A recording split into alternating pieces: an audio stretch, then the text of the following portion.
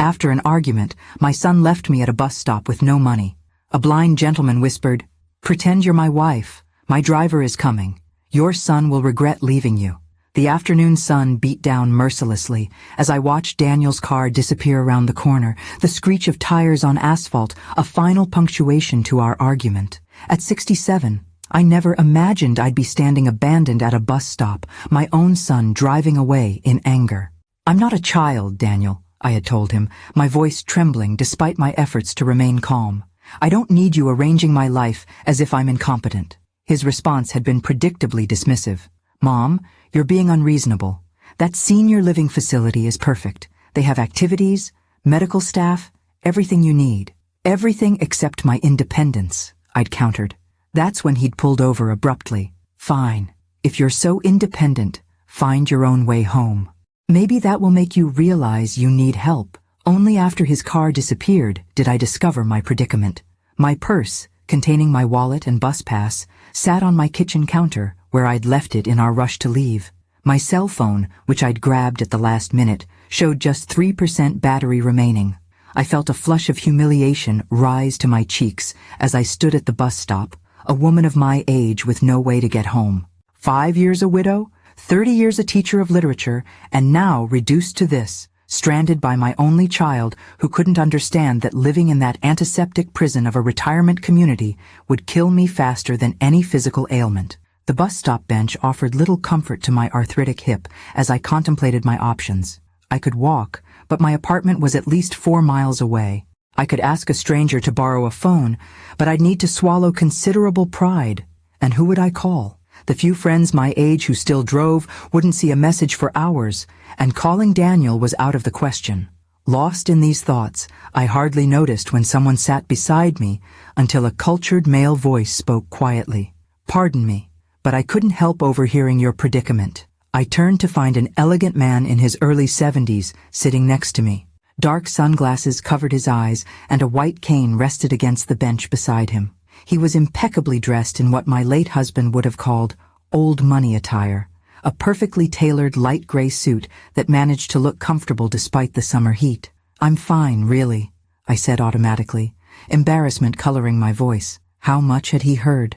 A slight smile crossed his face. "I may be blind, but my hearing is excellent. Your son left you here without ensuring you had transportation home. That strikes me as inconsiderate." There was something about his direct assessment that bypassed my defenses. "That's one word for it," I admitted. "Another might be cruel." He angled his face toward me, his expression serious. "Pretend you're my wife," he said in a lower voice. "My driver is coming. Your son will regret leaving you like this." I blinked, taken aback by the unexpected offer. "I couldn't possibly." "I'm Robert Wilson," he continued smoothly, extending his hand with surprising accuracy toward mine. "And you are?" "Martha Collins," I replied, automatically, taking his hand. His grip was warm and firm. "Well, Martha Collins, I'm offering you a dignified solution to an undignified situation. No strings attached." He tilted his head slightly. "Unless you're uncomfortable accepting help from a blind old man?" Something in his self-deprecating tone made me smile despite everything. "Being blind doesn't make you incapable, Mr. Wilson. Just as being older doesn't make me incapable, despite what my son believes." He laughed then, a genuine sound that crinkled the corners of his eyes above his dark glasses. "Touché, Mrs. Collins. Then we understand each other." Before I could respond, a sleek black car pulled up to the curb. The driver, a distinguished-looking man about my age, stepped out and approached us. "Right on time, James," Robert said, gathering his cane. "We'll be giving Mrs. Collins a ride home today." If James found this unusual, he didn't show it. "Of course, sir," he responded with a slight nod in my direction. "Ma'am."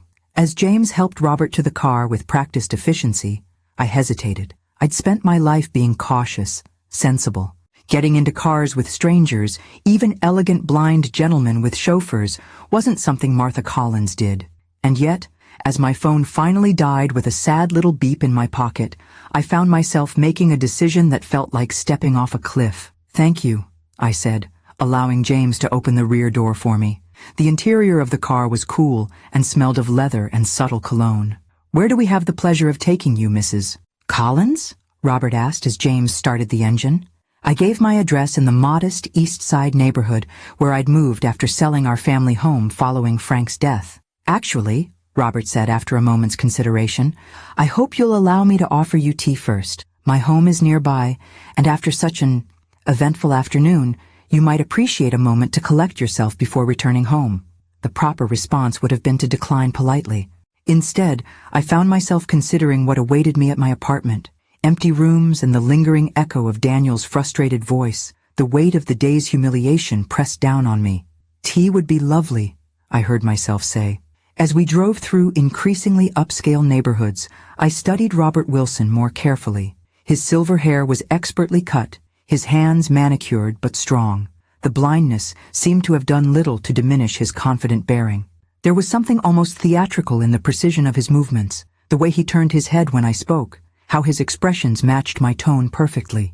"If you're wondering if you've made a terrible mistake accepting a ride from a stranger," he said suddenly, as if reading my thoughts, "I assure you James has an impeccable driving record, and I'm far too old and respectable to be dangerous." I found myself chuckling. "I was actually thinking you seem remarkably well adjusted for someone who can't see." "Ah," he replied with a small smile. "Well, one adapts, or one becomes bitter. I chose the former." When the car finally pulled through an ornate gate and up a curved driveway, I couldn't suppress a gasp. Robert Wilson's home was nothing short of a mansion, a stunning colonial revival with perfectly manicured grounds stretching in every direction. "Welcome to my humble abode," Robert said with a hint of irony in his voice. "I hope you like Earl Grey." The grandeur of Robert Wilson's humble abode left me momentarily speechless as James helped us from the car. The mansion stood 3 stories tall, its symmetrical facade featuring elegant columns and expansive windows that caught the late afternoon sun. Flower gardens bloomed in carefully orchestrated color patterns, and somewhere in the distance, I heard the gentle splash of a fountain. "Your silence suggests either you're admiring the view or reconsidering the wisdom of having tea with a stranger," Robert commented as we approached the front entrance. "It's a bit overwhelming," I admitted. "You didn't mention you lived in a palace." His lips quirked upward. "Hardly a palace, though I suppose it is rather large for one person and a small staff. The family has owned it for generations, and I find comfort in familiar surroundings, especially since losing my sight." As James opened the massive front door, I noticed something curious. Despite Robert's apparent blindness, there were no obvious accommodations for a visually impaired person. No textured pathways, no specially marked doorways. Everything was simply beautiful, designed for sighted appreciation. "The house doesn't seem particularly adapted for—" I hesitated. "For a blind man?" Robert finished for me. "I prefer aesthetic beauty over practicality. I've memorized every inch of this place. 15 years without sight teaches one to map spaces quite efficiently." We entered a foyer with soaring ceilings and a grand staircase that curved upward like something from a classic film. A crystal chandelier hung overhead, casting rainbow prisms across marble floors. "We'll take tea in the garden room," Robert told James, "and perhaps some of those lemon biscuits Mrs. Chen made yesterday." "Very good, sir," James replied, before disappearing down a hallway. Robert offered his arm with surprising accuracy. "Shall we? The garden room offers a pleasant view of the east grounds, or so I'm told." I hesitated before taking his arm, struck again by how confident he seemed for someone who couldn't see. As we walked through the house, I noticed subtle details, the way he occasionally trailed his fingers along certain surfaces, how he counted steps under his breath between rooms. The garden room proved to be a sunlit conservatory with floor-to-ceiling windows overlooking immaculately landscaped grounds. Comfortable wicker furniture with plush cushions created several seating areas among large potted plants. The effect was both grand and intimate, wealth displayed without ostentation. "Please, make yourself comfortable," Robert said, gesturing to a seating arrangement near the windows. He settled himself in an adjacent chair with practiced ease, placing his cane carefully beside him. "Have you lived here long?" I asked, trying to reconcile this palatial home with the man before me. "All my life, with a few intervals away for education and business," he replied. "Though I've closed off portions of it since losing my sight, no point maintaining rooms I'll never see again." There was a wistfulness in his tone that touched me unexpectedly. "I downsized after my husband died," I offered. "Our family home felt too empty with just me rattling around in it." Frank, wasn't it? Your husband's name? I blinked in surprise. Yes, but I don't remember mentioning. You were wearing a wedding band but referred to yourself as Mrs. Collins, not Miss. And you mentioned your son, so I made an educated guess, Robert explained smoothly. Was it a long marriage? 42 years, I replied. High school sweethearts, if you can believe such a cliché. He was an engineer. Heart attack took him 5 years ago. My condolences. A significant loss. James returned with a tea service that would have impressed the Queen. Delicate china, silver serving pieces, and an array of small sandwiches and biscuits arranged on tiered plates. Will there be anything else, sir? James asked after setting everything before us. No, thank you, James. We'll manage. Robert waited until James had left before speaking again. Now then, Martha Collins, former teacher, literature, I would guess from your speech patterns, widow, mother to at least one controlling son. Tell me why he left you stranded today. My hand froze midway to the teacup. How did you? Teachers have a particular way of expressing themselves, precise vocabulary, complete sentences even in casual conversation. You mentioned being older, but not incapable, suggesting retirement. The rest I heard at the bus stop. His smile was gentle. I may be blind, but I'm far from unobservant. As he poured tea with surprising dexterity, I found myself telling Robert about Daniel's increasingly insistent campaign to move me into assisted living, how he'd arranged today's tour without consulting me, presenting it as a fait accompli, the argument that had escalated in the car afterward, culminating in my impulsive demand to be let out. You were asserting your independence, Robert nodded, and he responded by attempting to prove your dependence. Exactly. The validation from this stranger was unexpectedly powerful. Daniel doesn't see the irony. He claims I can't manage on my own, then abandons me without transportation to teach me a lesson about needing help. Children often struggle to see their parents as autonomous beings, Robert observed, sipping his tea. My daughter, Sophia, went through a similar phase after my sight deteriorated. She wanted to manage everything, my medical care, my business interests, my daily routine. It took time for her to understand that blindness hadn't diminished my competence. The tea was perfectly brewed, the sandwiches delicate and flavorful. As we continued talking, I found myself relaxing in a way I hadn't for months. Robert was an attentive listener and a thoughtful conversationalist, drawing connections between my experiences, teaching adolescence, and his navigating the business world. I founded a technology company specializing in security systems, he explained when I asked about his career. Ironic that I now can't see the very screens our software protects. Something about that statement struck me as odd, but before I could analyze it further, the door opened and a striking woman in her early 40s entered. Dad? James mentioned you had a guest. She stopped short upon seeing me, surprise evident in her expression. Sophia. Perfect timing, Robert said, turning his head in her direction. This is Martha Collins. Martha, my daughter Sophia Wilson. Sophia recovered quickly, extending a perfectly manicured hand. How lovely to meet you.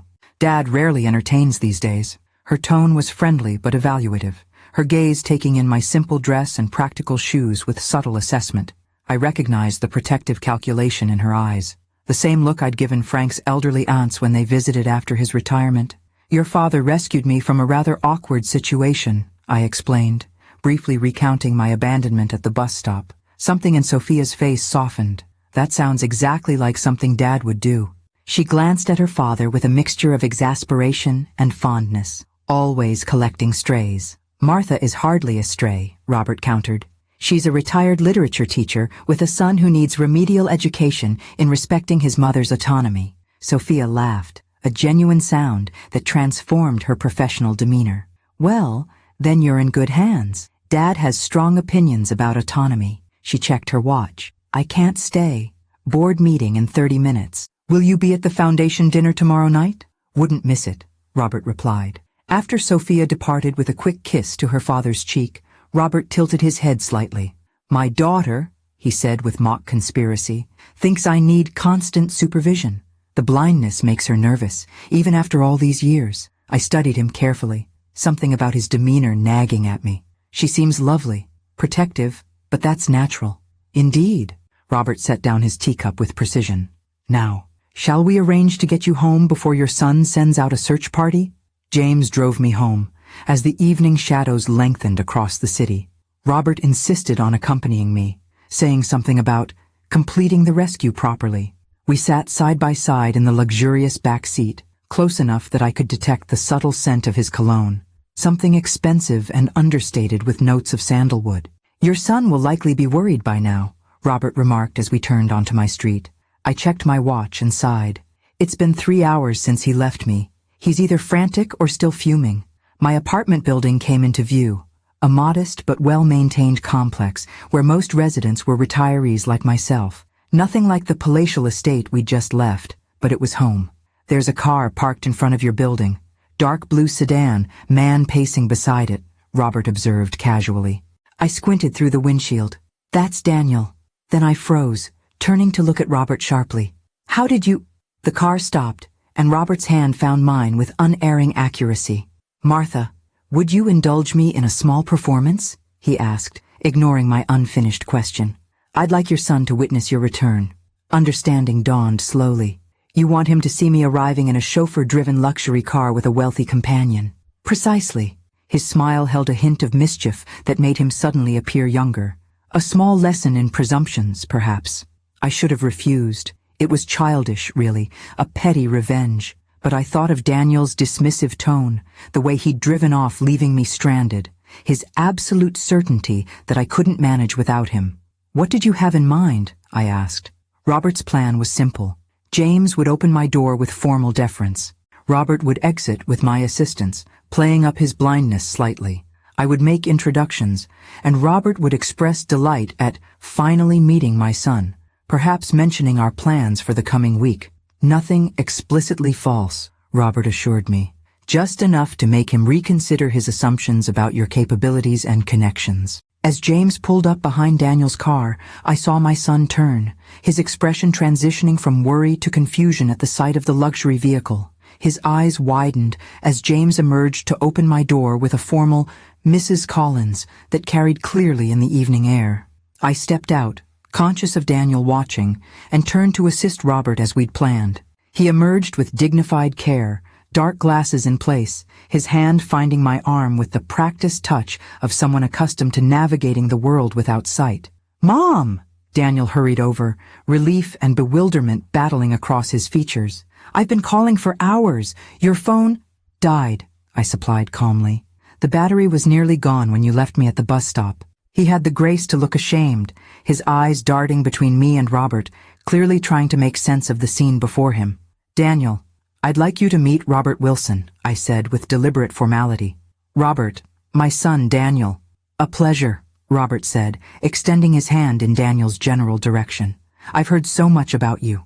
Daniel shook his hand automatically, professional instincts kicking in despite his confusion. "I can't say the same. Mom hasn't mentioned you." "We only just met today," I explained, watching realization dawn in Daniel's eyes as he noticed the white cane and dark glasses, after I found myself unexpectedly at a bus stop without transportation. The implication hung in the air between us. Daniel shifted uncomfortably. "Mr. Wilson kindly offered me a ride home, and we discovered a mutual interest in early American literature," I continued smoothly. "He's invited me to a foundation dinner tomorrow evening." "Foundation dinner?" Daniel echoed. "The Wilson Family Foundation," Robert clarified. "We provide funding for arts education and accessibility programs. Martha's experience as an educator offers valuable perspective." I watched my son reassessing the situation, his marketing executive mind visibly recalculating based on new data. The car, the driver, the foundation, the unmistakable signs of wealth that Robert carried effortlessly. "That's wonderful," Daniel managed. "Mom has always been passionate about education." "Indeed," Robert replied. "Her insights on making literature accessible across generations are particularly relevant to our current initiatives." He turned slightly toward me. "Until tomorrow, then? James will collect you at 6. "I look forward to it," I replied, playing my part with perhaps too much enjoyment. Robert's hand found mine, raising it briefly to his lips in an old-fashioned gesture that seemed perfectly natural coming from him. "The pleasure was entirely mine, Martha." As James helped Robert back into the car, Daniel stood frozen beside me, visibly processing what he was witnessing. The sleek vehicle pulled away with a quiet purr, leaving us alone on the sidewalk. "Mom," Daniel began carefully. Who exactly is Robert Wilson? A gentleman who understood that my age doesn't define my competence, I replied, retrieving my keys from my pocket and heading toward the building entrance. Daniel followed, still struggling to align this new information with his existing perception of his mother. When did I meet a wealthy, cultured man who values my company and opinions? I glanced back at him. About 20 minutes after you drove away and left me stranded. Inside my apartment, Daniel paced while I put on the kettle for tea, a far simpler affair than the service at Robert's mansion, but comforting in its familiarity. I was worried sick, Daniel finally said. When you weren't home and your phone went straight to voicemail, I checked the hospitals, Mom. That must have been frightening for you, I acknowledged, measuring tea leaves into my favorite pot. Almost as frightening as being abandoned without transportation or sufficient funds. He winced. I was angry. I shouldn't have left you there. No, you shouldn't have, I agreed, my voice firm but not unkind. Just as you shouldn't make decisions about my living arrangements without consulting me first. Daniel sank onto my sofa, running a hand through his hair in a gesture so reminiscent of his father that my irritation softened slightly. I'm worried about you living alone, Mom. The stairs in this building, the distance from my family, your arthritis getting worse. All legitimate concerns, I said, bringing our tea to the coffee table, which we could discuss as equals, rather than you making pronouncements about what's best for me as if I were a child, like that senior facility today. Exactly like that. Daniel studied me over his teacup. So, Robert Wilson. He seemed impressive. I couldn't help smiling at the transparent attempt to extract information. He is. And you're having dinner with him tomorrow? With him and his foundation board, yes. My son hesitated. I'm sorry I left you at that bus stop. It was childish and cruel. Yes, it was, I agreed, then reached over to pat his hand. But it led to an unexpected adventure. Perhaps we should both remember that I'm still capable of those. After Daniel left, with multiple apologies and a promise to discuss, not dictate, future plans, I sat alone in my apartment, replaying the events of this extraordinary day. One detail continued to nag at me. Robert's comment about Daniel's car. How had a blind man known its color, or that someone was pacing beside it? And there had been other moments. The way he'd navigated his home with too much precision. How he'd noticed my wedding band. His perfectly aimed gestures. Small inconsistencies that together formed a pattern I couldn't quite decipher. As I prepared for bed, my phone, now recharged, chimed with a text message from an unknown number. I hope our small performance provided satisfactory results. Looking forward to tomorrow's dinner. Sleep well. R.W. I stared at the screen, wondering exactly what sort of man I'd actually met today, and why the prospect of seeing him again filled me with such unexpected anticipation. I spent the following morning distracted, my thoughts repeatedly returning to Robert Wilson and the peculiar inconsistencies in his behavior. While watering my modest collection of houseplants, I found myself analyzing our interaction with the same critical attention I once applied to complex literary texts with my students. A blind man who noticed a blue car and a pacing figure from a moving vehicle, who poured tea with perfect precision, whose home lacked the tactile modifications one would expect, who texted me directly rather than having his assistant do so. The obvious conclusion seemed impossible, that Robert Wilson, wealthy philanthropist, was not actually blind. But if that were true, why maintain such an elaborate deception? What purpose could it possibly serve? At noon, a delivery arrived, an elegant box containing a handwritten note in flowing script. For this evening's foundation dinner, I took the liberty of having Sophia select something appropriate. If it's not to your taste, please disregard. Robert. Inside was a stunning deep blue dress in exactly my size, with a cashmere wrap and tasteful jewelry to complement it. The presumption should have offended me. Instead, I found myself carefully hanging the dress to release any wrinkles, my fingers lingering on the luxurious fabric. It had been years since anyone had given me clothing as a gift, longer still since I'd had occasion to wear something so elegant. My phone rang as I was examining the accompanying sapphire earrings. Mom? Daniel's voice carried a tentative note I rarely heard from my confident son. I wanted to check in after yesterday. I'm fine, Daniel, I assured him, settling into my reading chair. In fact, I'm preparing for this evening's event. About that, he cleared his throat. I did some research on Robert Wilson. Of course he had. Daniel never could resist investigating anything that didn't fit his orderly worldview. And he's not just wealthy, Mom. Forbes estimates his net worth at over $3 billion. His security technology company revolutionized digital privacy protocols, and he's been almost completely reclusive since going blind 15 years ago. I absorbed this information slowly. 3 billion. The number seemed abstract, disconnected from the attentive man who had rescued me from a bus stop. Why are you telling me this? I asked finally. Daniel hesitated. Because it's odd that someone who rarely appears in public would suddenly take an interest in my mother. I'm concerned he might have ulterior motives. Such as? I couldn't keep the amusement from my voice. Seducing a 67-year-old retired teacher for her vast fortune in second-hand books? Mom, please, I'm serious. Men like Wilson operate differently. Everything is strategic. Perhaps his strategy was simply kindness to a stranger, I suggested. Not everything has an angle, Daniel.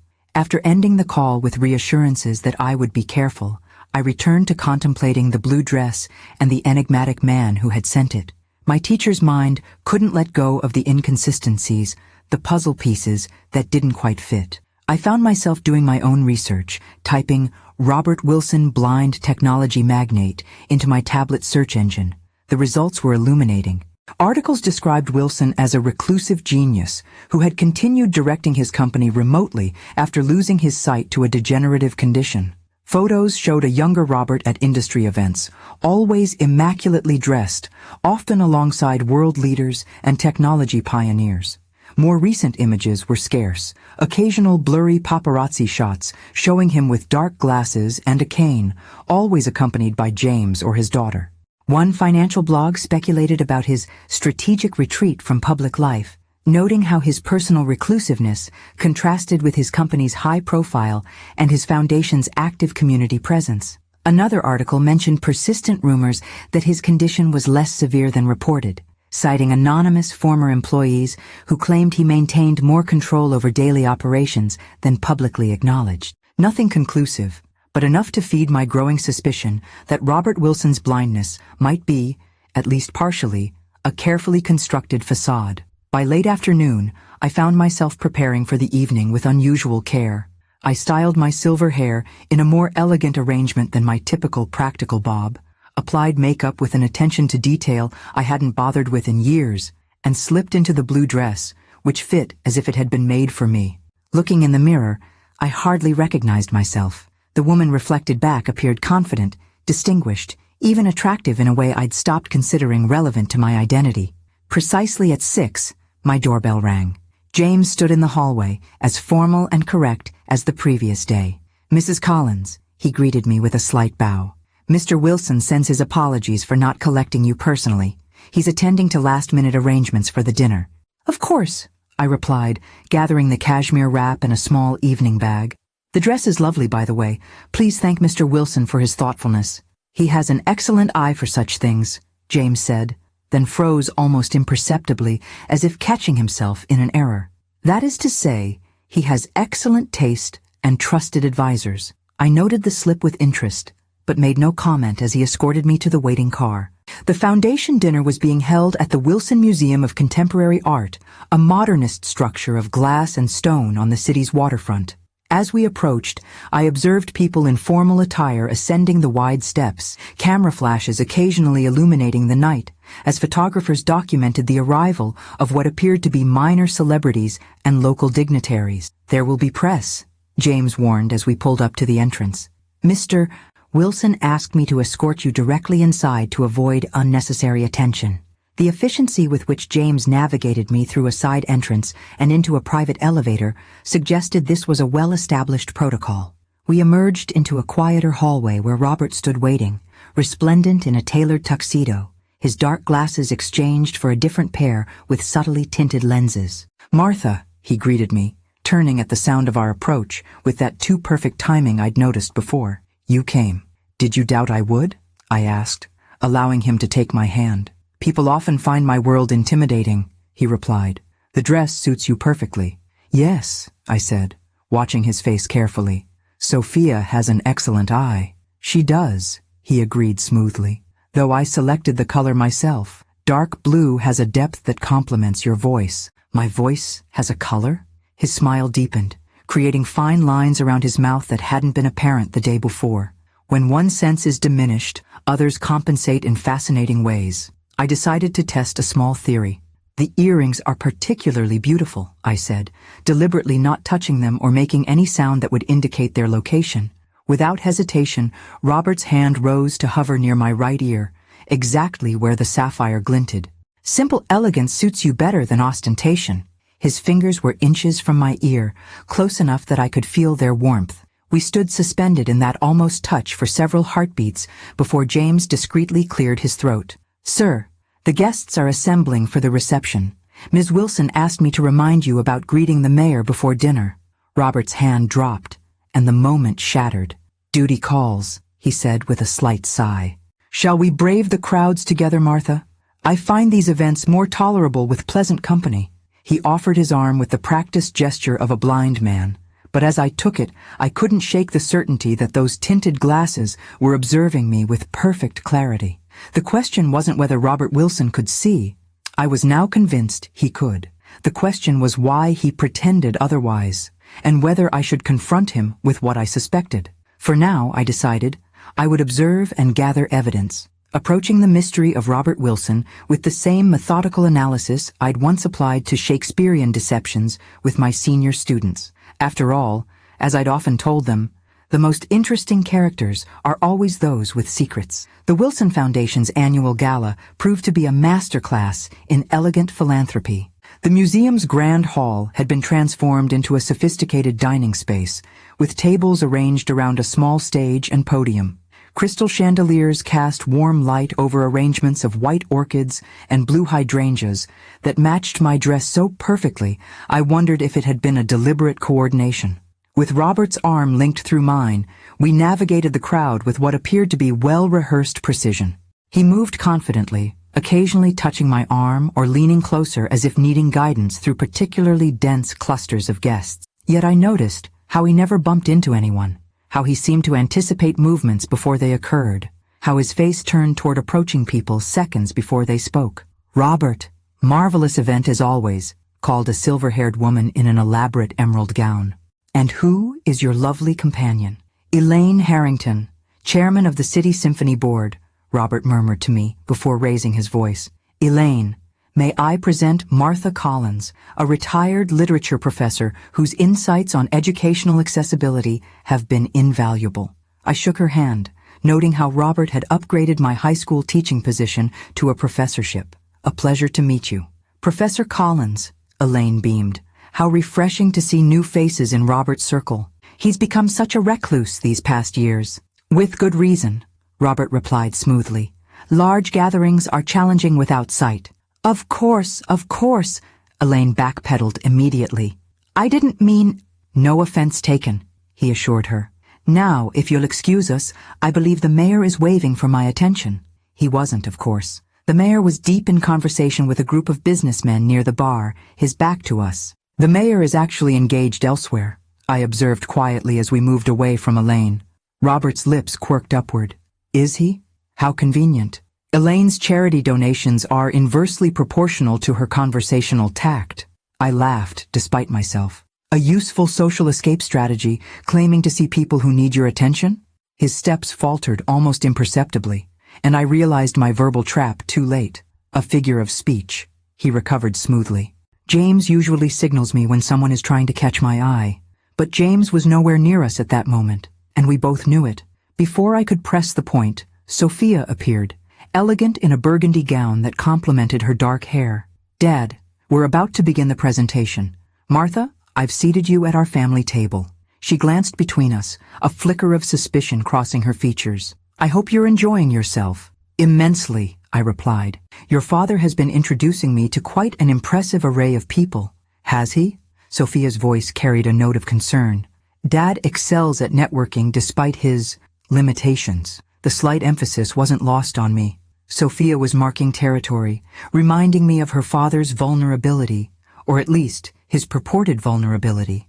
Dinner was a sumptuous 5-course affair, interspersed with brief speeches about the foundation's work. Robert delivered his remarks with charismatic precision, never once looking at notes he couldn't read, moving across the stage with practiced steps that appeared cautious but never uncertain. I watched the performance with newfound awareness, seeing how the audience responded with that particular combination of admiration and sympathy reserved for those who overcome adversity.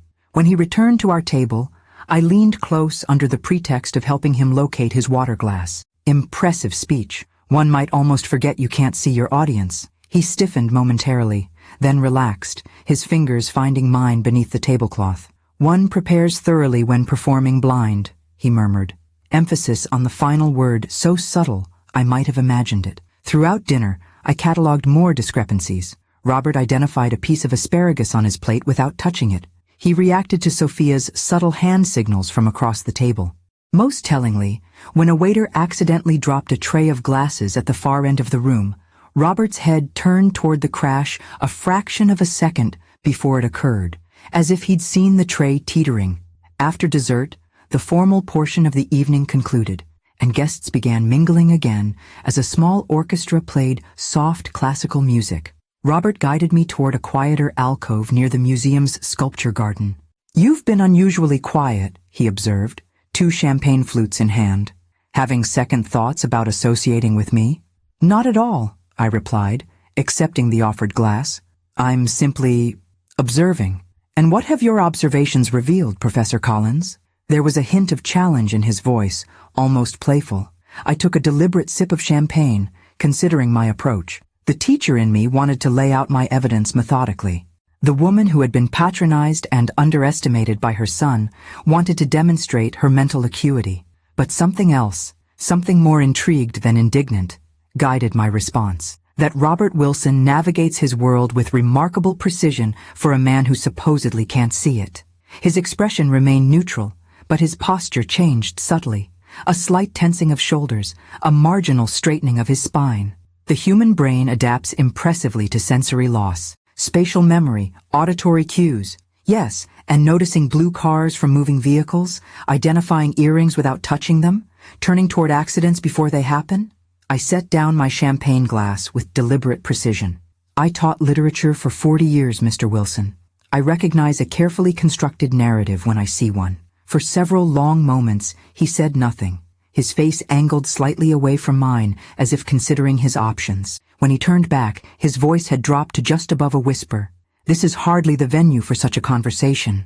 "Then suggest a better one," I replied, surprised by my own boldness. A slight smile curved his mouth. "You are not what I expected, Martha Collins.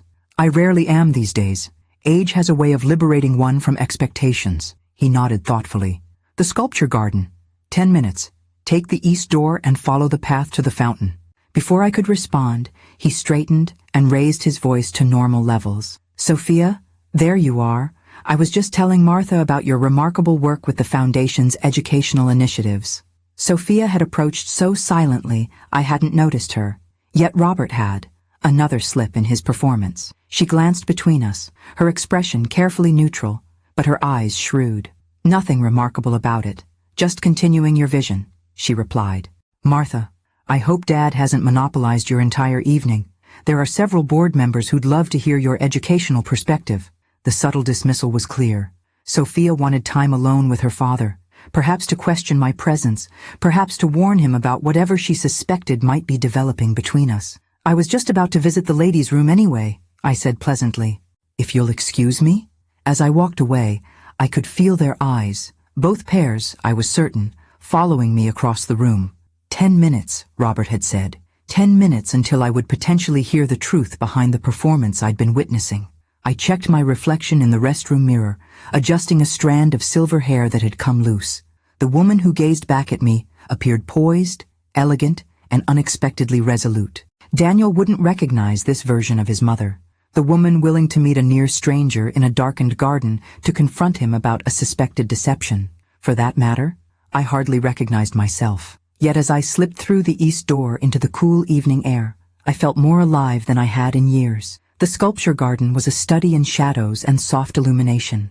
Strategic lighting highlighted modernist installations while leaving pathways in gentle darkness. The night air carried the scent of jasmine and the distant murmur of the gala continuing inside. I followed the stone path as instructed, my heels clicking softly against the pavers, until I reached a circular fountain where water cascaded over black marble in a hypnotic pattern. Robert was already there, his back to me, silhouetted against the illuminated water. He had removed his tinted glasses, and they dangled from one hand.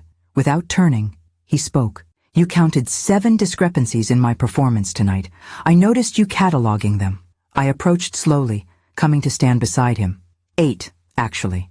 Now he turned, and for the first time, I saw his eyes directly, clear, sharp, and unmistakably focused on mine. No cloudiness, no wandering gaze, nothing to suggest any visual impairment whatsoever. 8, he conceded with a slight nod. "What gave me away?" "The blue car yesterday was the first clue," I replied, maintaining his gaze steadily. "But it was the earrings tonight that confirmed it. You reached for them without any auditory cue about their location. A careless mistake. Normally I'm more disciplined." "Why?" I asked simply. "Why pretend to be blind?" Robert sighed and gestured to a stone bench nearby. "Shall we sit?" It's a rather long explanation. The bench was cool beneath me as we settled side by side, close enough that our shoulders nearly touched. Robert pocketed his glasses, apparently having no further use for them in my presence. 15 years ago, he began, I wasn't just wealthy, I was visible. Magazine covers, television interviews, private meetings with presidents and prime ministers.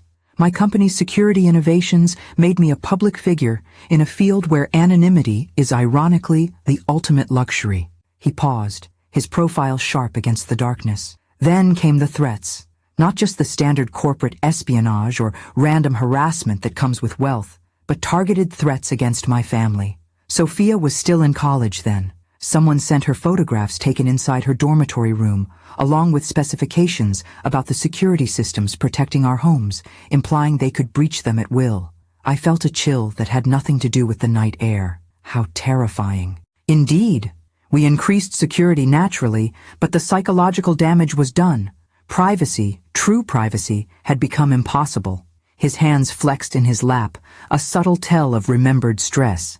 Then I developed macular degeneration, mild, treatable, hardly debilitating with modern medicine. But it gave me an idea. To disappear while remaining visible, I murmured, understanding dawning. Precisely. He turned toward me, his gaze direct and unwavering. The world treats blind people differently. They look away. They speak as if you're not there. They underestimate you in profound ways. I saw an opportunity to create a shield, a way to move through the world with everyone seeing only what I wanted them to see. A wealthy, blind recluse inspiring occasional human interest stories, but otherwise left alone. But the charade is so elaborate, I observed. Your home, your behavior, this foundation. It began as a temporary solution, a respite from public scrutiny. But the longer it continued, the more it became a prison of my own making. His voice carried a weariness I hadn't detected before. Now only James and Sophia know the truth. And you, Martha Collins, who saw through me with remarkable clarity after less than 2 days. I considered this extraordinary confession, turning it over in my mind. The foundation work is genuine, though. Absolutely, he confirmed. Initially, the Blindness Foundation was part of the cover story, but I discovered a genuine passion for accessibility issues. The irony isn't lost on me. A sighted man advocating for the visually impaired while pretending to be one of them. A complicated ethical position, I observed without judgment. One that keeps me awake at night more often than I'd care to admit. He smiled ruefully. I've donated millions to blindness research and accessibility technology, perhaps as a form of penance. We sat in contemplative silence for a moment, the fountain's gentle splashing providing a soothing backdrop. When I finally spoke, I surprised myself with the question, why tell me the truth? You could have maintained the deception. I'm hardly a threat to your carefully constructed world. Robert turned fully toward me, his expression suddenly vulnerable, in a way his blind persona never was. Because when I sat next to you at that bus stop, I recognized something I haven't encountered in 15 years. Authenticity. You weren't performing for anyone, Martha. Even humiliated and abandoned, you maintained a dignity that had nothing to do with appearances. His candor caught me off guard. For a man who had lived behind a facade for so long, This revelation seemed almost painfully honest. And then, he continued, you started noticing the inconsistencies. Most people see what they expect to see. You actually observed. It was refreshing, terrifying, but refreshing. Terrifying? You? I couldn't hide my skepticism. A billionaire afraid of a retired teacher? Not afraid of you, he clarified. Afraid of being seen. Really seen, without the protection of either wealth or disability to distort the perception. His hand moved tentatively toward mine on the bench between us. Do you understand what I'm saying, Martha? I did, with surprising clarity. Robert Wilson, for all his wealth and power, had been hiding from genuine connection. The blindness that began as protection had become a barrier between himself and authentic human interaction. What will you do now? I asked, allowing his fingers to lightly touch mine. Maintain the charade with everyone else? For now, he admitted. The alternative would be complicated, to say the least. But with you, he hesitated. With you, I'd like to be simply Robert. No performance, no pretense. The vulnerability in his request touched something in me. A recognition of how rare, truly honest connections become as we age. How much of life becomes performance and accommodation. I think I'd like that, I replied softly. Though it makes me wonder what other surprises you might be concealing, Mr. Wilson. His laugh was unexpected and genuine. Fair concern, but I promise, the fake blindness was my most significant deception. Everything else, the wealth, the foundation, my character, that's all authentic. A discreet cough interrupted us. James stood at the garden entrance, his expression professionally neutral, despite having undoubtedly witnessed our hands touching and Robert without his glasses. Sir, Ms. Wilson is looking for you. The mayor is preparing to leave and wishes to say goodbye. Robert sighed, reluctantly withdrawing his hand from mine. Back to the performance, he murmured, retrieving his glasses from his pocket. As he slid them on, I watched the transformation. His posture subtly altered. His expression became more guarded, his movements more measured. Before we returned to the gala, he turned to me one last time. Having someone who knows the truth, who knows me, after all these years, he paused, searching for words. It feels like coming up for air after being underwater for too long. As we re-entered the bright lights and social choreography of the gala, I wondered what I had gotten myself into. A friendship? Something more? And with a man whose entire public existence was built on an elaborate deception. Yet something about his confession in the garden felt more genuine than anything I'd experienced in years. Sophia intercepted us immediately, her eyes narrowing slightly at our joint reappearance from the garden. There you are, Dad. The mayor's leaving. Her gaze flicked to me, assessing. Martha, I hope you've enjoyed our little event. It's been illuminating, I replied, meeting her eyes steadily. Her perfectly shaped eyebrow arched slightly at my word choice, but before she could respond, Robert squeezed my hand discreetly. Most illuminating indeed, he agreed, the private joke between us almost palpable in the air.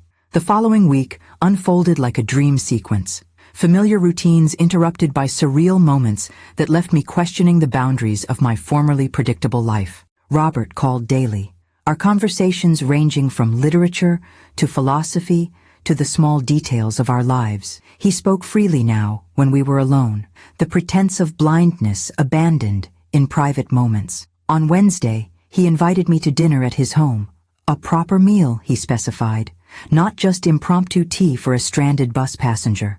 I accepted, ignoring the small voice of caution that had governed much of my adult life. At 67, I reasoned, I had earned the right to make imprudent choices. Daniel called that afternoon. His timing so suspicious, I wondered if he had somehow developed a sixth sense for his mother's unconventional decisions. I looked into the Wilson Foundation, he announced without preamble. Their educational initiatives are actually quite impressive. They've funded literacy programs in 20 states. How thorough of you, I replied, selecting earrings for the evening. Any particular reason for your research? Just making sure everything's legitimate. His hesitation was telling.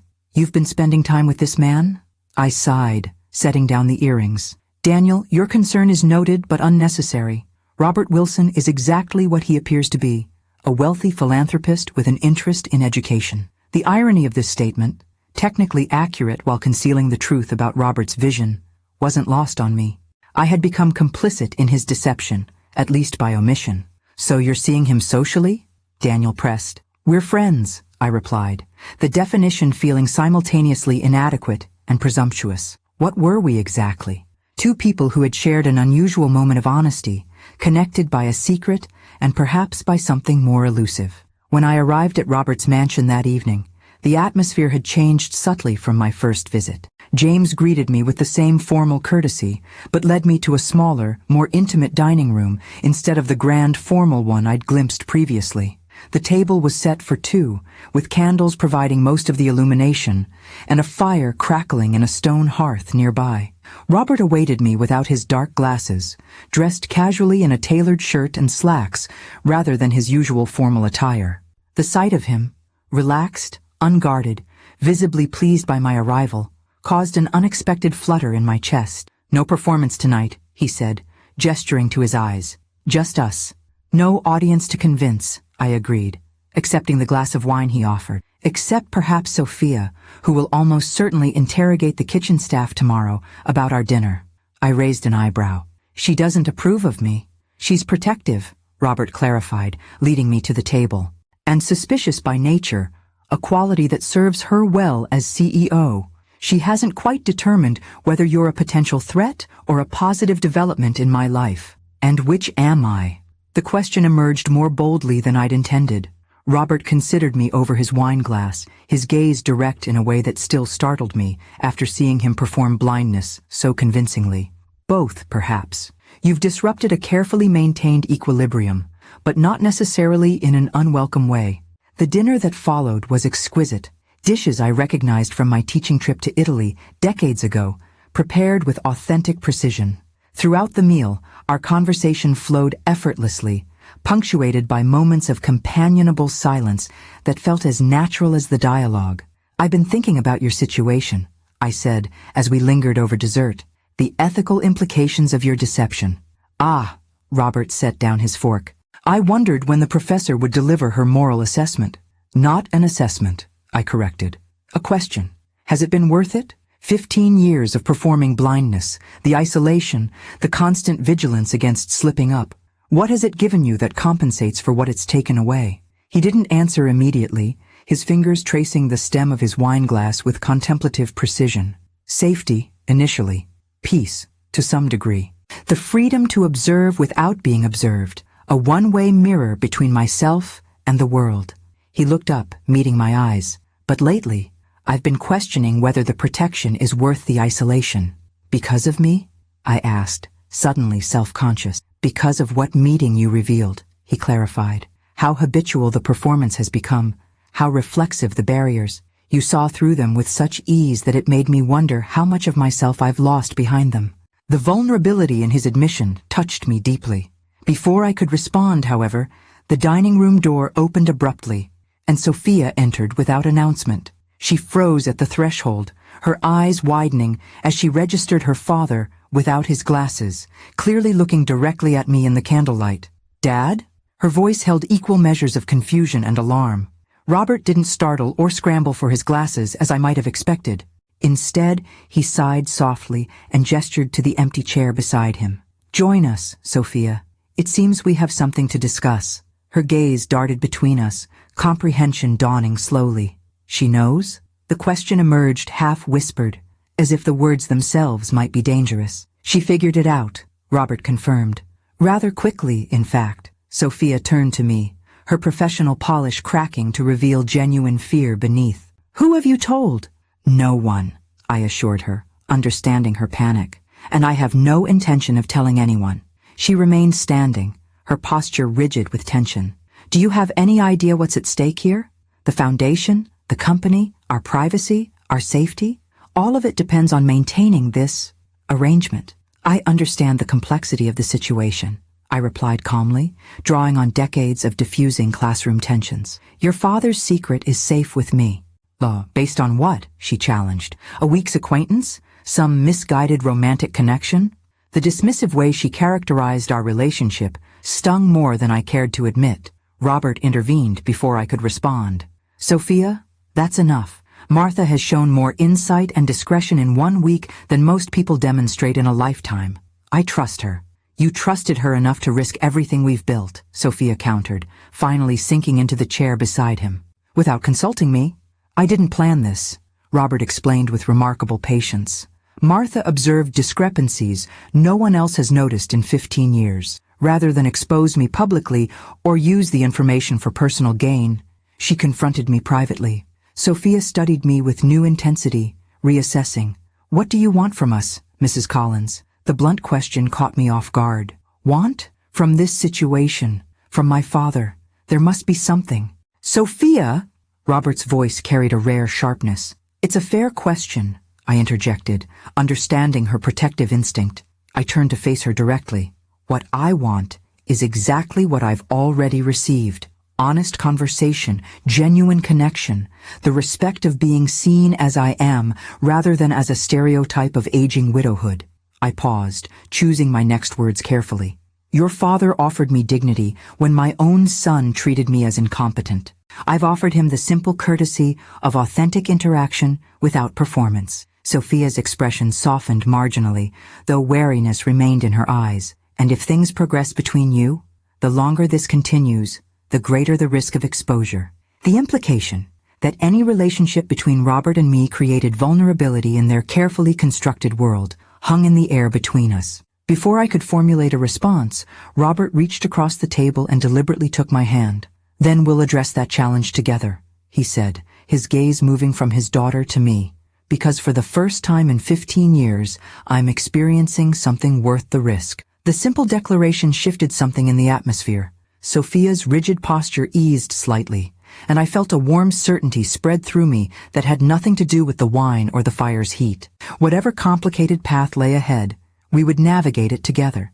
Two people who had recognized in each other something rare and worth protecting. I should go, I said finally, aware that father and daughter needed privacy to process this development. It's getting late. As James drove me home later that evening, I reflected on the extraordinary turn my life had taken since that moment at the bus stop. 1 week ago, I had been a retired teacher fighting for autonomy against my well-meaning but controlling son. Now I was entangled in a billionaire's elaborate deception, contemplating a relationship that would require navigating complexities I could scarcely imagine. Yet despite the complications, or perhaps because of them, I felt more vibrantly alive than I had in years. Saturday morning brought unexpected sunshine after days of spring rain. I was enjoying coffee on my small balcony when the intercom buzzed, announcing a visitor. Daniel stood in the hallway, a bakery box in hand and an expression of determined cheerfulness on his face. Peace offering, he said, lifting the box. Those almond croissants you like. I recognized the gesture for what it was, an attempt to reset our relationship after the bus stop incident. The timing, however, seemed suspiciously aligned with my developing connection to Robert.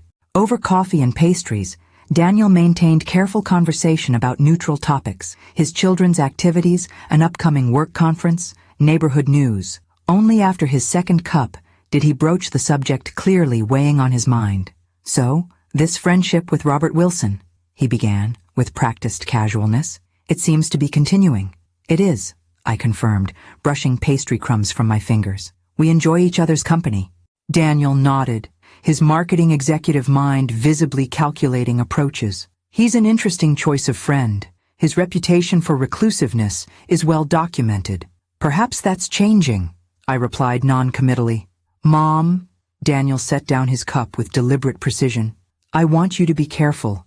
Men like Wilson operate in different spheres with different rules. The power imbalance alone. Power imbalance? I interrupted, unable to suppress a laugh. I'm not a naive young woman being dazzled by wealth, Daniel. I'm a 67-year-old retired teacher who's raised a child, buried a husband, and managed her own life quite capably.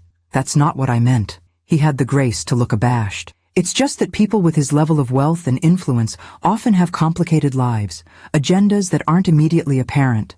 If only he knew how accurate his concern was, though not in the way he imagined. Robert's complicated life extended far beyond typical wealthy eccentricity. I appreciate your concern, I said, softening my tone. But I trust my judgment about Robert, complicated life and all. Daniel appeared ready to press the issue further when his phone buzzed. Checking the screen, his expression shifted to surprised recognition. It's the office. On a Saturday. I should take this. He stepped onto the balcony for privacy, leaving me to clear the breakfast dishes. Through the glass door, I observed his conversation transform from irritation to intense interest. When he returned, his demeanor had completely changed. "That was incredible," he said, slipping his phone into his pocket. "My agency just got a call from the Wilson Foundation. They're looking for a marketing partner for their National Literacy Initiative, and somehow my name came up as a recommended contact." I maintained a neutral expression, though internally I was connecting obvious dots. "What a fortunate coincidence." "Coincidence?" Daniel repeated slowly, studying my face. "Mom, did you have something to do with this?" "I mentioned to Robert that you work in marketing," I admitted. "Nothing more specific than that." Daniel sat heavily on my sofa, processing this development. "This account would be significant. The Foundation's annual marketing budget is in the millions. Then you should prepare a compelling presentation," I suggested mildly. He looked up sharply. "Is this why you've been spending time with Wilson? To advance my career?"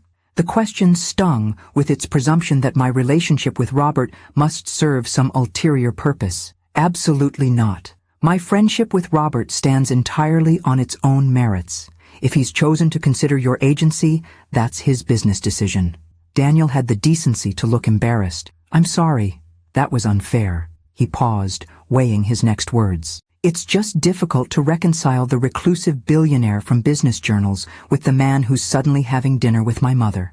People are often more complex than their public personas suggest," I replied, the understatement almost making me smile despite my irritation. After Daniel left to prepare for his unexpected business opportunity, I received a text from Robert. "Was that too transparent an olive branch?" Sophia suggested a more subtle approach, but I find at my age that time for subtlety feels increasingly limited.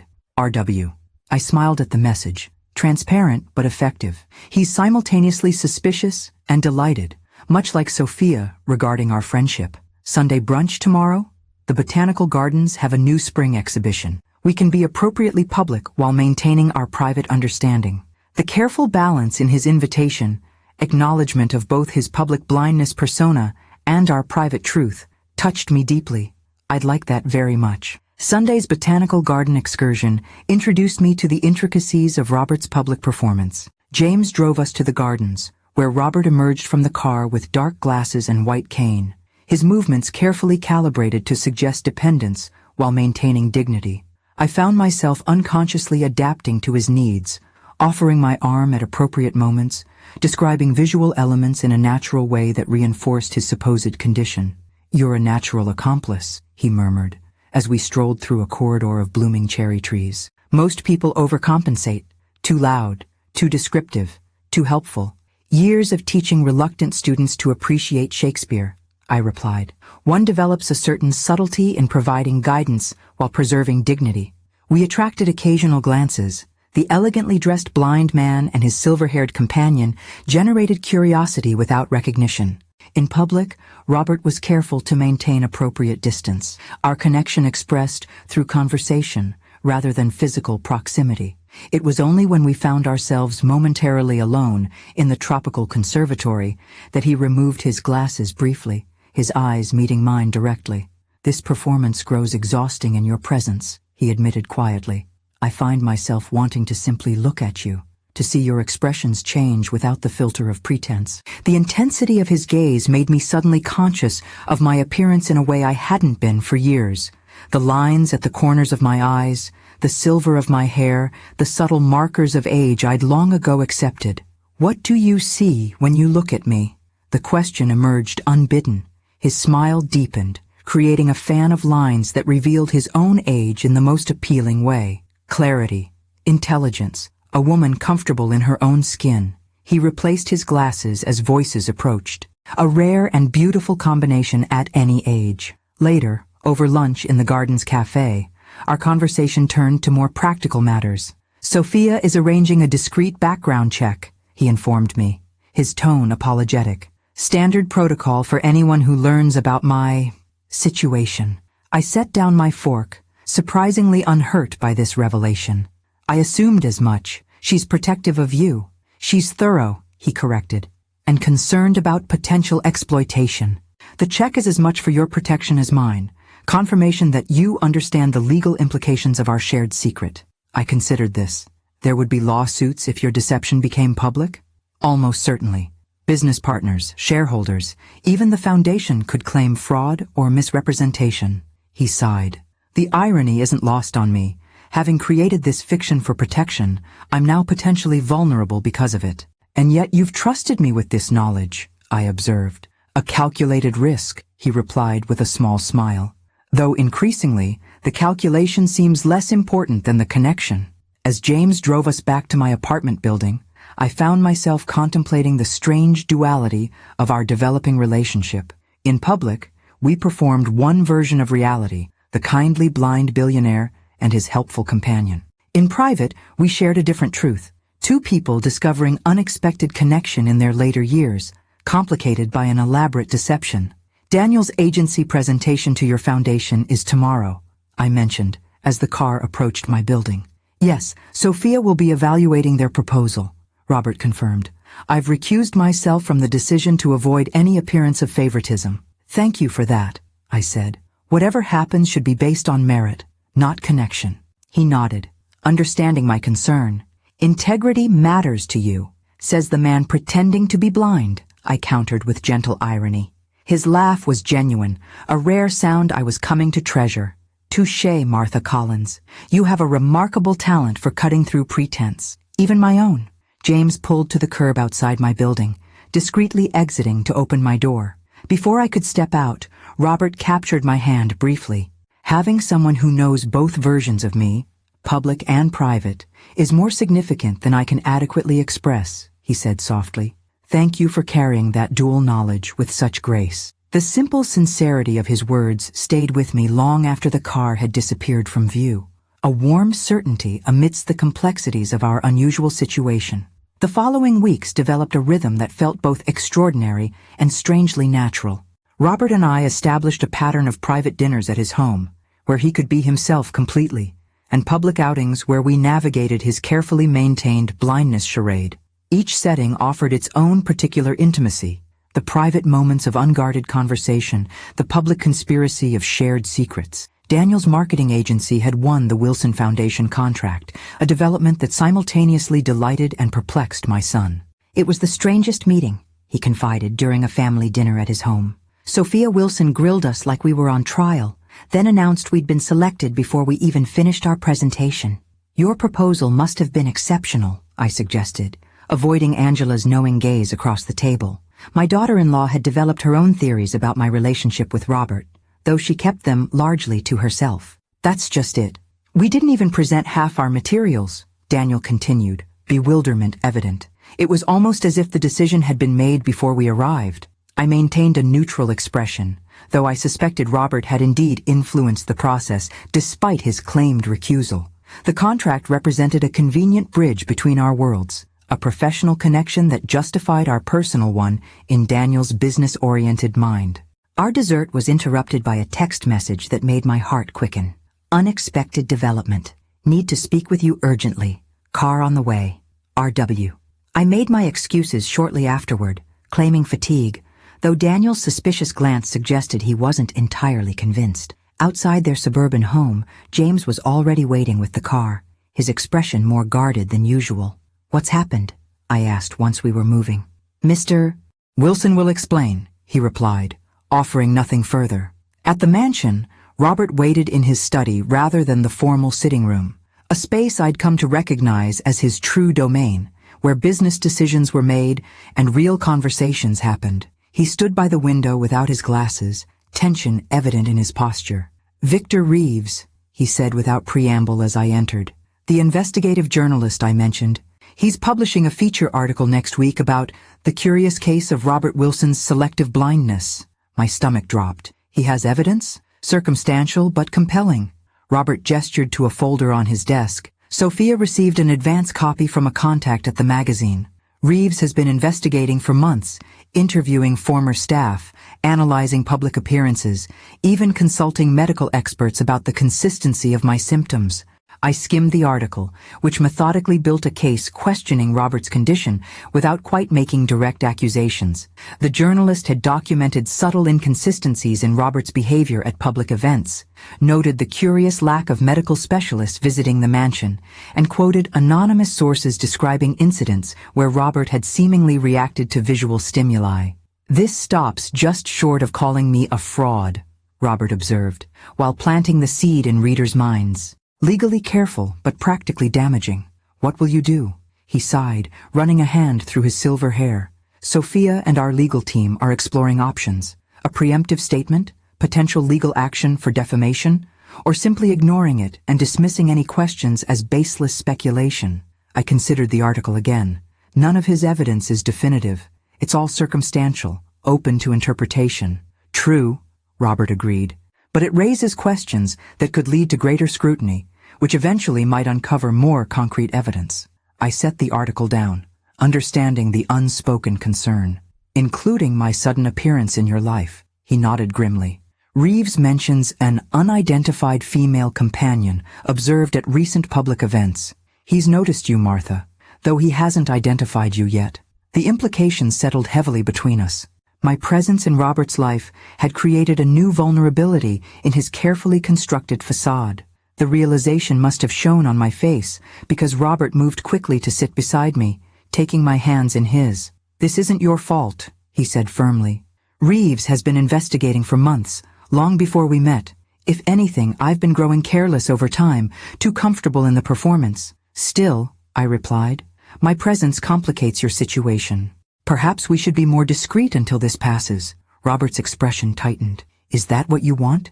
To step back from this relationship?" The question carried weight beyond the immediate crisis. We had been dancing around definitions, allowing our connection to evolve naturally, without explicit labels or declarations. Now, faced with external pressure, clarification seemed suddenly necessary. "No," I answered honestly. "That's not what I want at all." His relief was visible. "Good. Because I've grown quite attached to having you in my life, Martha Collins." The admission, simple as it was, shifted something between us. Robert raised one hand to my cheek, a gesture of such tender intimacy that my breath caught. When he leaned forward to kiss me, it felt like the most natural progression imaginable, the culmination of understanding and connection building over weeks of shared secrets and honest conversation. The kiss was gentle, almost tentative at first, then deepening as decades of experience replaced youthful uncertainty. When we finally parted, I found myself smiling despite the crisis that had brought me here. "Well," I said softly, "that certainly complicates the journalist's investigation." Robert laughed, the tension in his face easing. "Martha Collins, your remarkable ability to find humor in difficult situations is one of the many reasons I'm falling in love with you." The declaration hung in the air between us, honest and unhurried. At our age, such admissions carried different weight, less dramatic passion, more considered certainty. "I'm rather fond of you as well, Robert Wilson," I replied, the understatement deliberate and mutually understood. Fraudulent blindness and all. His smile widened at that, but quickly sobered as reality reasserted itself. "We need to decide how to handle this situation. If Reeves publishes his article, then we face it together," I finished for him, "whatever consequences come." Late that evening, as James drove me home, I found myself contemplating the extraordinary turn my life had taken since that moment at the bus stop. In just over a month, I had gone from a widow fighting for independence from her well-meaning son to a woman entangled in a billionaire's elaborate deception and now facing potential public scrutiny. Yet despite these complications, or perhaps because of them, I felt more engaged with life than I had in years. The woman who had once planned her days around book club meetings and arthritis management now navigated dual realities and contemplated public scandals with a strange exhilaration. Daniel was waiting outside my apartment building when we arrived, his expression a mixture of concern and indignation. "You left dinner to meet him, didn't you?" he demanded as I stepped from the car. "Mom, what's really going on between you and Wilson?" I sighed, too emotionally drained from the evening's developments to manufacture convenient excuses. "It's complicated, Daniel, and yes, we're more than casual acquaintances." "Are you—" He struggled to formulate the question. "Romantically involved with this man?" The directness of his inquiry, asked while standing on a public sidewalk, struck me as both inappropriate and somehow liberating. The old Martha Collins might have deflected or softened the truth to spare her son's discomfort. The woman I was becoming decided on honesty. "Yes," I replied simply. "We are." Daniel's expression cycled through shock, confusion, and finally a peculiar resignation. "I don't understand this at all," he admitted. "But I suppose that doesn't matter, does it? Your understanding matters to me," I told him gently. "But your approval isn't required. I've spent years prioritizing your comfort and preferences, Daniel. Now I'm choosing my own happiness." As he drove away and I entered my quiet apartment, I felt an unexpected sense of peace, despite the threatening article, the complicated relationship, and my son's evident discomfort. At 67, I had finally realized that life's most meaningful chapters might still be unwritten, waiting for the courage to turn the page. The Sunday morning that Victor Reeves's article was published dawned with deceptive tranquility. I woke early, made coffee, and opened the digital edition of the magazine on my tablet with trepidation. The feature appeared prominently on the homepage. The curious case of Robert Wilson's selective blindness, philanthropy, privacy, or fraud. The piece was more damning than the draft we'd seen. Reeves had added recent photographs from the botanical garden, including one of me guiding Robert past a sculpture installation. Though my face wasn't clearly visible, the caption speculated about the mystery woman increasingly seen in Wilson's company, and questioned whether she was complicit in maintaining his facade. My phone rang before I'd finished reading. It was Sophia, her voice tightly controlled. "Have you seen it?" "I'm reading it now," I confirmed. "It's worse than the draft. The phones are already ringing. Business associates, foundation partners, journalists looking for comments." She paused, her professional composure momentarily slipping. "This could destroy everything we've built, Martha." The use of my first name, rather than the formal Mrs. Collins she typically employed, marked the gravity of the situation. Before I could respond, she continued, "Father wants you at the house. We're having an emergency strategy meeting in 30 minutes. Can you come?" "Of course," I said, already moving toward my bedroom to dress. "I'll be there as quickly as possible." James arrived in record time, his usual impassive expression replaced by grim efficiency as he navigated morning traffic. At the mansion, security was visibly enhanced. Additional guards at the gate, others patrolling the grounds. The media had already gathered at the perimeter, cameras and microphones at the ready. Inside, the atmosphere was that of a war room. Robert sat at the head of his study's conference table, surrounded by legal advisors, public relations specialists, and Sophia, who paced while speaking rapidly into her phone. When he saw me, Robert rose immediately, crossing the room to greet me with unexpected public affection, taking both my hands in his. "I'm sorry to drag you into this," he said quietly. "I was already in it," I reminded him. "The moment I recognized your secret." Sophia ended her call and addressed the assembled team. "The Foundation Board is requesting an emergency meeting. Our major corporate partners want statements clarifying the situation. The medical privacy angle is buying us some time, but eventually we'll need to respond definitively." A distinguished man I recognized as Robert's lead attorney cleared his throat. "Mr. Wilson, we've discussed this. From a legal standpoint, maintaining the fiction is increasingly untenable. If you were to acknowledge a partial recovery from your condition, a convenient miracle," Robert interrupted, his tone sardonic, "suddenly regaining partial sight after 15 years, just as I'm accused of faking blindness? It would be more credible than continued denial in the face of mounting evidence," the attorney insisted. I observed the debate silently, understanding the complex implications of each option. Robert had spent 15 years constructing this identity, the dignified blind philanthropist overcoming personal adversity. Admitting deception would undermine not only his personal credibility, but potentially the Foundation's work, the company's stability, and the privacy that had become so precious to him. After an hour of increasingly circular discussion, Robert raised his hand for silence. "I need to speak with Martha alone," he announced. "Everyone else, take 30 minutes." The room emptied quickly, though Sophia lingered at the doorway with evident reluctance before finally following the others. When we were alone, Robert removed his dark glasses, a gesture that now carried profound intimacy between us, and rubbed his eyes wearily. 15 years of careful construction, undone in a single article, he observed without self-pity. What would you do, Martha? The direct question caught me off guard. You're asking my advice?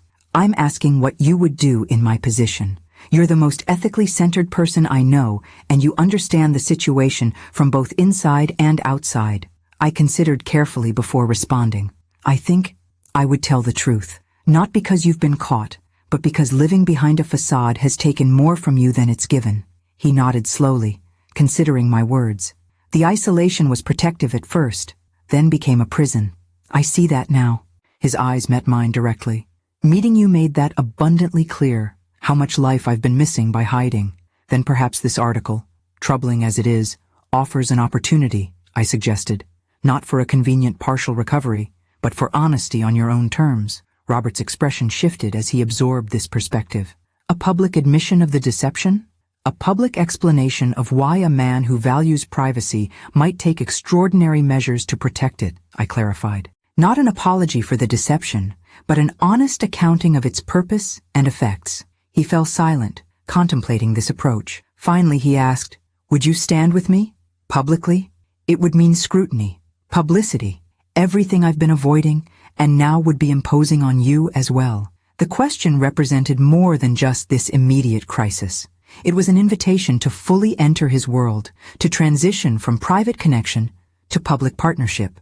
At 67, I was being asked to step into a spotlight I'd never sought or imagined. Yes, I said simply, I would.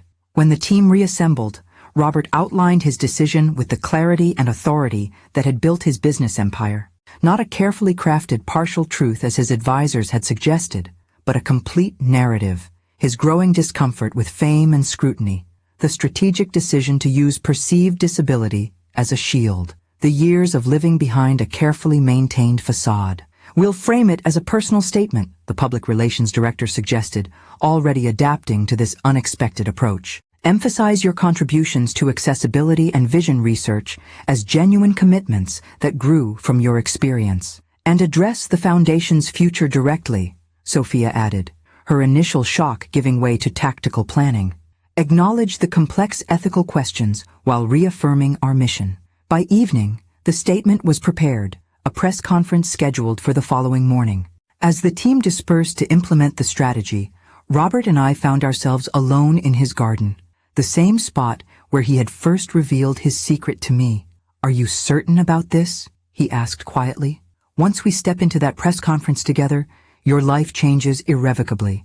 The privacy you valued, the quiet existence you've created, it will be compromised. I considered his warning seriously.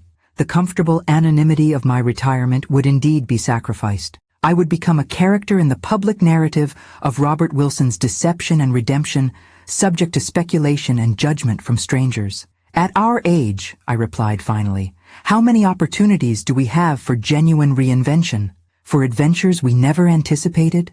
I took his hand, the gesture now familiar and grounding. Besides, I've spent decades being defined primarily as someone's wife, someone's mother, someone's teacher.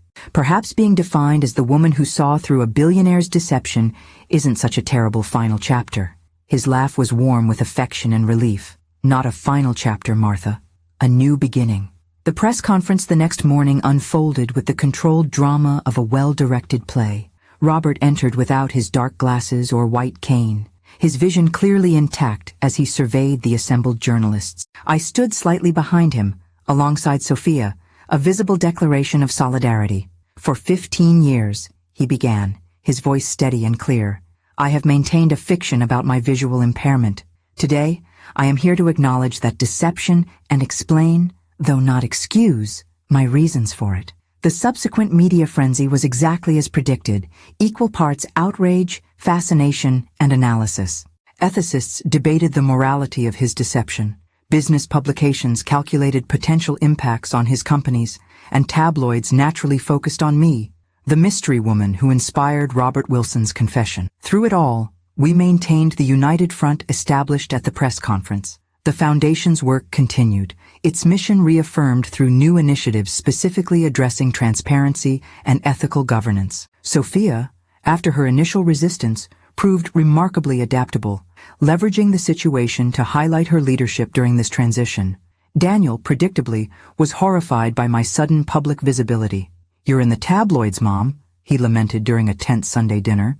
"People at work are asking if you're really dating a billionaire who faked being blind." "And what do you tell them?" I asked, genuinely curious. He sighed, resignation gradually replacing dismay. "That my mother has always been extraordinarily perceptive, and that she appears to be happy." 6 months after Victor Reeves's explosive article, the scandal had largely subsided, replaced by newer, more shocking revelations about other public figures. Robert and I had established a new normal, dividing our time between his mansion and my apartment, which I kept as a private refuge, maintaining my independence even as our lives became increasingly intertwined. On the anniversary of our first meeting at the bus stop, Robert suggested a return to that location. James drove us there, parking discreetly across the street. "1 year ago," Robert reflected, "you were abandoned here without resources, and I was imprisoned in a deception of my own making." "And now?" I prompted, enjoying the symmetry of returning to where our story began.